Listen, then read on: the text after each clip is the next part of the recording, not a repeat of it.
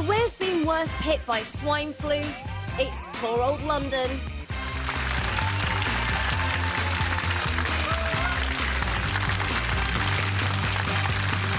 You're watching The Right Stuff. We're live on 5 this morning with Yasmin Ali-Brown, Christopher Biggins and our special guest Denise Blair. Still to come this morning, should you boycott Strictly Come Dancing if you oppose the axing of old-age presenter Arlene Phillips? Lord, Arlene. A lot of people have been moaning about this, but do you feel strongly enough to actually make a stand and stop watching your favourite show? That is what I want to know. 0207 173 5555 is the number for your thoughts. But first, are you panicking over swine flu yet? The number of confirmed cases has rocketed to 10,000 in the last couple of months.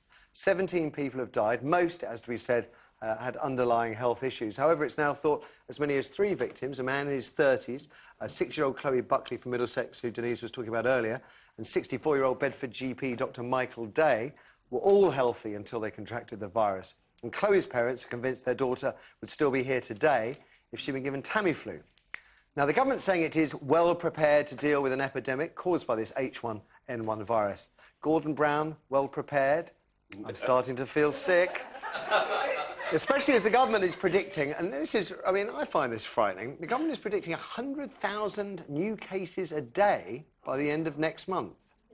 30 million doses of the antiviral drug Tamiflu are in stock. That's enough for half the population. Me! Another 20 million are on order, though it has to be said it's not ideal, this treatment for pregnant women. Tamiflu is not a cure, but it does relieve some of the symptoms. And I've got a friend, Debs, who's just had swine flu, and she had a nasty fever for 4 hours, and she said she felt better, for 4 days, and she felt better after taking Tamiflu within a matter of hours. Pregnant women are being offered, I believe, a different drug, Relenza, it's called. Now, a vaccine for the virus is also on its way, something to prevent us getting it. Enough for half the country should be here by the end of August. Does that make you feel any better? It makes me feel No, it makes me feel a bit better. I will take your calls, feverish or otherwise, in just a moment. But first, the panel. Yasmin, are you relaxed about it? No, I'm not. I'm really, no. I don't want to panic because it's irrational to panic because hopefully things will be managed, but I think this is bigger than we're being told, perhaps to stop us panicking. And who's the chief medical officer? Liam Donaldson. Sir I Liam Donaldson, thought he was really unconvincing yesterday after the death of this little girl. I watched him on television and maybe that's how scientists think, only in numbers. And, you know, the worst scenario. So if you compare now to the worst scenario, things aren't that bad. To be fair, though, I mean, people do die from the flu, whichever strain that may be. I mean, thousands every year. But, you know, a little girl of 6 doesn't die like that within a day. So I don't want to panic, but I have to be honest, I'm beginning to feel really quite scared. I have to say the vaccine stuff, the fact that there is this vaccine on the way, and it's brand new by all accounts, and it's going to be here within a matter of weeks. When I heard about that, I thought, OK, that's encouraging. I would very much like to be in the front of the queue for that. Obviously, I won't be. It'll be women, pensioners and children first. Children, we get everything. But, you know, it's a serious situation. Biggins, are you scared? Yeah, I think I am. I think it's suddenly come home in the last almost week, in a way, that something is happening. And, you know... the stories of healthy people, otherwise healthy people. Absolutely. That is the problem. And it doesn't seem to be, you know, affecting people who suffer from something else or something, you know. But I think the problem is that, you know, I think the government, in fairness to them, are doing as much as they can in producing these drugs and getting them to people. But it may be too late. That's the problem. I mean, you know, do you think of it as just the flu, or are you thinking of it as something else? Well, I think it's an epidemic, isn't it? But you can have an epidemic of regular flu. No, I think this is because we all have flu. I mean, you know, flu is something... Not that often, not that often. I think a lot of people muddle up their colds with their flu. Well, I always have, because I do pantomime, I always have a flu jab. Oh, no, you don't. Oh, yes, I do. It's behind you. Again. Oh, Denise. What about you? Are you panicky about it at all? Not at all? No. Which means I'll be the person who dies of it. But, there's so many things to panic about, Yes, there and are. they like to people like to panic us, and I refuse to be I can tell panicked. from the way you did the papers that you have a healthily cynical eye of what the fourth estate produces. I've seen people have nervous breakdowns on account of being hounded by these newspapers, and so I have a healthy disrespect. I know that we need them, but at the same... And panicking people, it doesn't help. I mean... But at the same time, you need information out there, and I think it is important that we're told they're expecting 100,000 cases a day by the end of August, because that is 6 weeks away. We're currently at a matter of 10,000 total, and they're talking 10 times that amount per day. But you're up in the ante again. We're not that bothered about all the people who are dying in South Africa of AIDS at the moment. No. I went there recently, and there are so many people. Every family's touched by it. That's old news, so it's boring of me to mention it. This is new news. So, I mean, I had Asian flu, and I had a temperature like that, and it nearly... I mean, I don't remember 4 days. I was a little kid. We're survivors. So... You know, I think it's better not to be... Thank you for that. There is one school of thought out there. I was reading that, you know, they think that we shouldn't rush through with Tamiflu, for example. They found, I think, in Scandinavia and I think elsewhere that they're finding people who are resistant, where Tamiflu doesn't work. So there is that school of thought, let it run its course.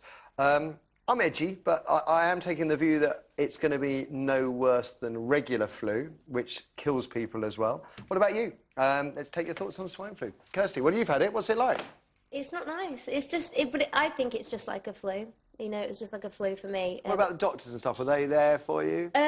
They were very organised. They knew what to do. They knew basically... Did you go in yourself, or did you send a healthy person? I phoned them because I wasn't feeling well, and I had a fever, I had a headache, and all pains down my back. And they told me to come in straight away, but they had to wait between appointments so that I wouldn't see anybody else. And you get Tamiflu? Yeah, straight away. They said that I couldn't go and collect it. My partner had to go and get it. Right. And how was that, the actual treatment? I mean... Really, yeah. You can feel it working, definitely. You know, the sweat stopped, and I still was, you know, bunged up and I wasn't well. Yeah. But, yeah. But you felt better off the back of Tamiflu? Yeah, I did, yeah. OK. What do people say? Very nice. First, we've got Lisa, who has actually had swine flu, and she's on line 1. Morning, Lisa. Hi there. Hi there. So you've had it? Yes, what do you know about it? Well, I'm a biologist, and I've spoken to people in the field. If you're a virologist and you study viruses, all that's happened is viruses mutate all the time. Yeah. That's the whole course of evolution, that genetic mutations occur. This is just another strain of flu. It's flu. That has very slight avian, very slight swine flu-type elements in it. But it's the flu. It's nothing to panic about. What you do have to worry about is the underlying health conditions. I've got a friend who's on immunosuppressants after a transplant. If she gets a cough or a sneeze, she's told the hospital called her, come straight in, we'll treat you with Tamiflu. However, for most ordinary healthy people, it's just the flu. It's nothing to panic about. Lisa, can you just tell me, this school of thought that says, you know, that giving everybody Tamiflu is maybe not necessarily the best thing to do long term. Well, what's your take on that? I think for anyone with an underlying health issue, and also I'd like to make the point of, basically, if you're not looking after yourself, as in decontaminate all your hard surfaces, decontaminate every time you cough and sneeze, because you can recontaminate yourself, stay indoors. Therefore, this whole issue of Tamiflu is really there for anyone at risk with underlying health conditions, pregnant people, HIV... But everybody else, regular, otherwise healthy people, would you suggest they... No, I wouldn't, because just let it run its course. I mean, I've got through it, therefore I've now got immunity. Right. All you have to do is make sure that you're following the guidelines, and people can be very flippant with their health. Yeah. If you're flippant and you recontaminate yourself, or you're going around and you're not following the guidelines, then of course it's going to get worse. Can I ask another technical question? I know you're not a doctor, but there's a lovely lady in our audience who suggested that if I remain drunk 24 hours a day throughout the summer, I will avoid getting swine flu. Absolutely not. In fact, you're more likely to get swine flu because you'll be more complacent, you'll be out of your head on alcohol, and you will be... If you're within a metre of someone who coughs and sneezes, who's got swine flu, and so you'll just be oblivious to all the risk factors. Yeah. Follow the risk factors. Okay. Take the advice. Stay sober. Although I have to say, the oblivion bit sounds all right. I think if I just drink and stay at home and I don't see anybody, then I can cure myself. Lisa, Thank you. Common sense advice. Thank you. Let's have another, please. Sarah's on line 2. Sarah, good morning. Hello. Are you worried? Yes, I am. Yes, I've got a 2.5-year-old son who's got a serious heart condition. Right.